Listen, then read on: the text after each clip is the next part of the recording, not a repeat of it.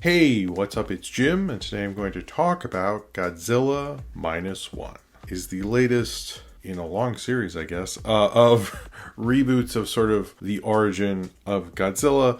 But what's different is this one takes place at the same time, I guess around the same time as the original, but is just a completely different story. Other than using the first island that they see Godzilla on in the original Gojira or Godzilla King of the Monsters, which I guess that part they let be in both. Godzilla first appears on that island, but other than that, and probably in the original score and probably a few other references I possibly could have missed, it's not trying to be a direct remake. It's sort of a different tale, a different beginning of Godzilla happening at the same time. And that's interesting. I wasn't sure at first after Shin Godzilla, which was about Fukushima and all the failure of the Japanese government and the logistics, what they would do with the live action Toho Godzillas. Obviously, this era currently has the Hollywood Godzilla, there's a Godzilla show, there's an animated trilogy of Godzilla movies that are horrible. There's all sorts of stuff going on, and to have Shin Godzilla be one thing, and now this is a whole different thing, which I guess might be part of a franchise, might not, we'll see, is interesting. I think something this and Shin Godzilla share is they're both sort of Godzilla movies about something. And not to say, I think I may come off too heavy-handed in my previous Godzilla reviews. I don't, especially now that I've watched more Godzilla movies, I don't think Godzilla is only one thing. Godzilla is a metaphor that can conquer so many different things, from environmentalism to just being funny and silly and goofy, to being America, to being, literally the Japanese government, to being this, to being that. But this is obviously one that metaphorically is about something. And not that Godzilla shouldn't be one thing. And I think that's one of the great things about the franchise and the character is he can be multiple different things among multiple different films. He can do a serious movie, he can do a silly movie, and it all works within the character. You just kind of, have to know what kind of film you're making, and it works out. This is probably, I would say, in one of the topper tier Godzilla films, but unlike, I think, Shin Godzilla and the original Gojira, I think this film does tackle some major topics like those two films did. However, I think at the same time, it is far more accessible and trying to probably the most American influenced Toho Godzilla film I've ever seen in terms of American filmmaking. Probably more so a tribute to Spielberg than that 2014 Godzilla. And this is probably much more watchable. In fact, the filmmaking in it is so efficient and lean and smart and to the point, and trying to cover big topics, also being a really good kind of interesting human interest drama. Remind me almost sort of the Top Gun Maverick in a lot of ways. That's not to say it's bad, or I've heard people not find it necessarily interesting, and I can understand that, particularly as this is the first live action Toho film since Shin Godzilla. However, I think there's a really interesting thing this is doing. This is the first Godzilla film post-COVID. Godzilla films are often, particularly the Toho ones, are about the times they're made in. And although I might be sounding extremely melodramatic, I do think there's an aspect to a Godzilla coming in post-war Japan, right as the society's building up to almost be torn down yet again, and to kind of have the people rise up and stop him from doing that. That feels very much in our post-COVID world as we just now start to rebuild the economy, start to rebuild our lives, start to get things back to normal. Something right now to hit would feel ultimately extremely tragic, and something we should all take our responsibility to take out. And I think it's interesting, both this and Shin Godzilla have the idea that the government cannot take out Godzilla anymore. That seems to be, like the Showa era, Heisei, Millennium era, they all, to a certain respect, believe the government, whether in the US cuts it's the US government, whether it's the Japanese government, they believe the government will help take out Godzilla. Not always, obviously, but that's a running theme. And in this, it's like, not so much. And in the last one, it's like, well, the government's infrastructure and bureaucracy would not be able to take out Godzilla. And in this, it's, these people who left for dead, left with a society that they had helped to rebuild, that they had helped to protect, even though if they failed in World War II, have to rise up and protect the country themselves because the government's ultimate failing to do so. And as Godzilla is a metaphor almost for something like that, is probably as powerful as it was with Shin Godzilla, probably close to it. Now, this is about a kamikaze pilot who didn't want to die, goes to Odo Island saying his plane is malfunctioning, and so because he's scared to die, basically, and you can tell he's there with the mechanics, and a giant kind of dinosaur type creature attacks Odo Island. And when that giant creature attacks Odo Island, he cannot bring it on himself to shoot Godzilla down. Years go by, he actually meets a woman who has a baby. The baby's not hers because the baby was given to her during the fire bombings. Her family's dead. He's not in love with her, but they sort of play house and sort of fall in love as a family. Well, he goes on to help, even though he's kind of an ashamed kamikaze pilot because he didn't actually do what kamikaze pilots are supposed to do, helps blow up bombs that were left in the ocean. Him and his crew are going to have to do that, and eventually they come on Godzilla and realize they have to stop Godzilla from destroying all the progress that Japan has made since coming back from World War II. I do think this is probably a Godzilla film that very much feels like an auteur, kind of lean studio director. Very much someone in the Spielberg school, very influenced by him. This director also, I didn't know when I saw this, made the Lupin III, the first movie I did, the Lupin movie I reviewed a little bit ago, the animated one.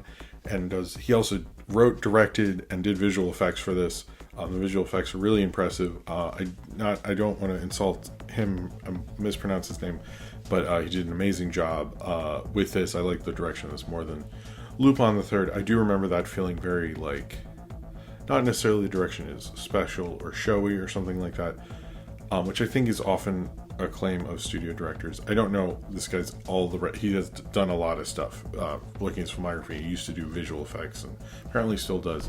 And I think he has a real talent for filmmaking and kind of, I feel like, did like the best direction they could. This felt like a studio director working in all cylinders, understanding the kind of genre, understanding the kind of picture. This plays like someone who's directed a lot of stuff before, who knows their craft. And I 100% think that is what's going on here. I think the same thing.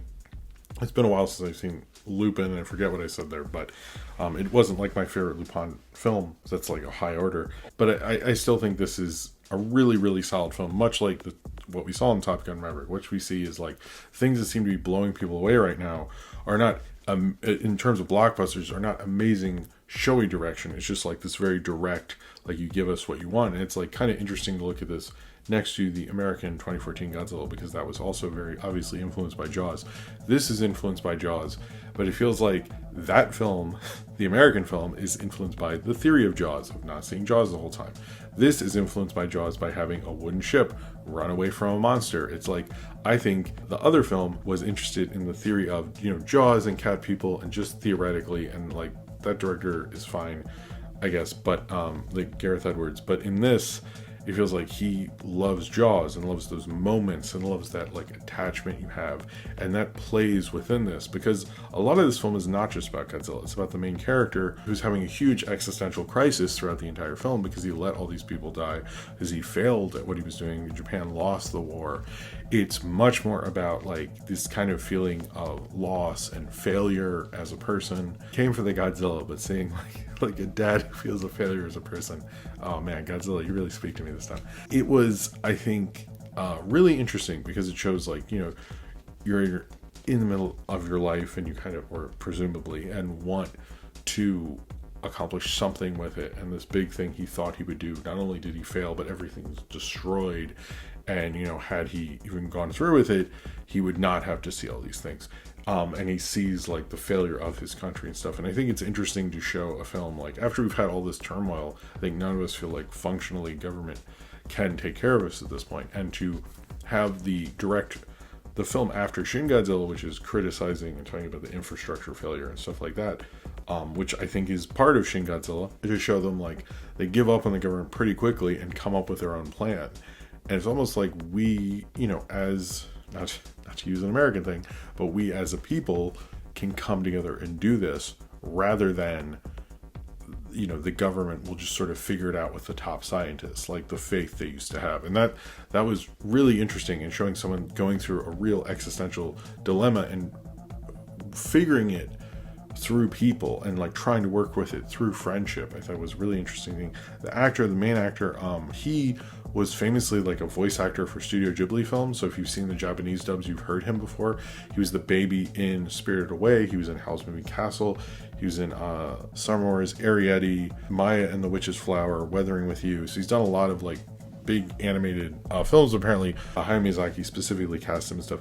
He's a very strong actor. If but if you're wondering like, who is this guy, you most likely, if you're watching this video, judging by what my audience, there's a good chance you've heard this guy before.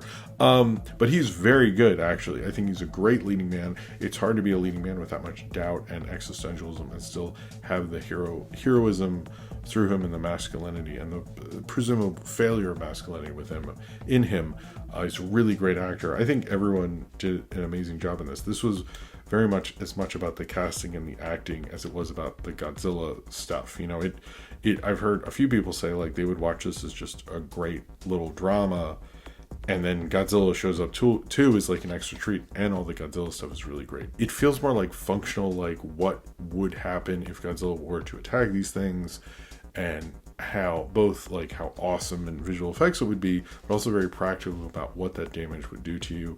I do think there's probably some things that I noticed while watching it that would be more understand to a Japanese audience. This is a Japanese film, so duh. Particularly towards the end, there's a scene that I was like, what's that about? And then later I was like, oh, that's what that's about. I think this is one of the better blockbusters I've seen this year, and it's one of the better Godzilla films. But I also think, I've been thinking this a lot actually, and how there are certain films that are sort of entry points for people to get into a certain movie or certain kind of movies, and we don't have those every day. It's kind of unfortunate for filmmaking in general, because sometimes there isn't a getting on ramp sort of thing into certain things. But this is a very good one, because I think Shin Godzilla, particularly if you're watching the dub, has a lot of words to read, like an extreme amount in terms of subtitles. There's a lot going on.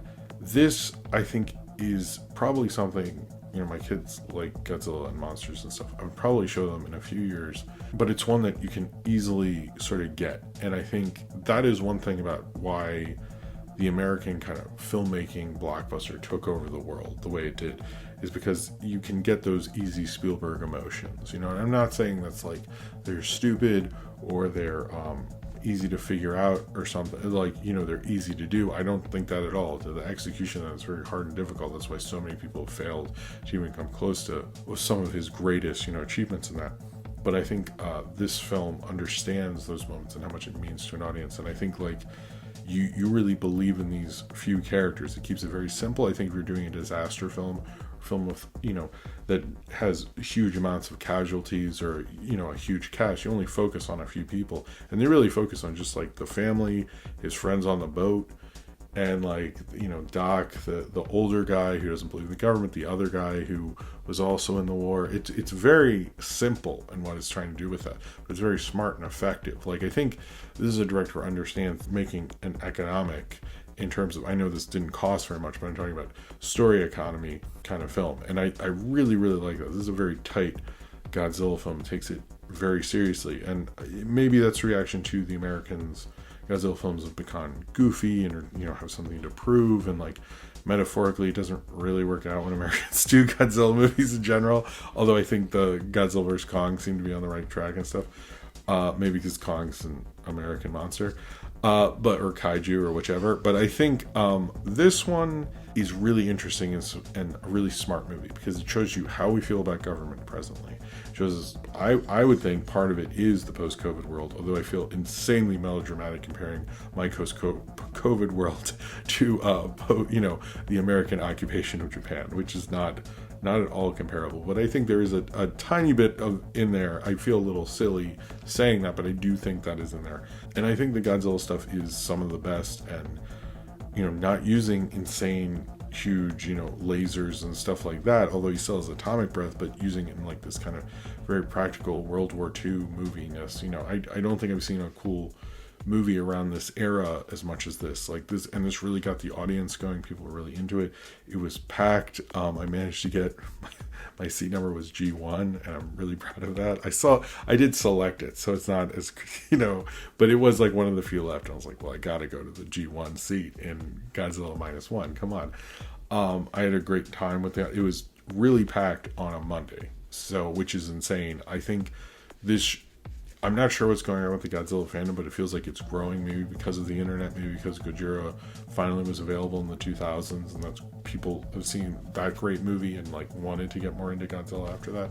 Maybe it's because people are just cooler right now. Maybe that's it. I don't know. Probably one of the better blockbuster type of films I've seen this year. Probably one of the greatest disaster films of recent memory, and one that understands the scope of these disasters for other people. Because I think the American disaster films often feel fantastical and not real and don't fully deal with the stakes of everything. And this very much feels like that, but almost understands a world where you feel like everything's been taken away from you, and getting it back and then having it taken away from you again feels almost as tragic and defeating, and how you have to call to action to stop that from happening ever again. And when that's like a literal monster metaphorically standing at your door, how do you deal with that, even if you've been to war and been through enough already?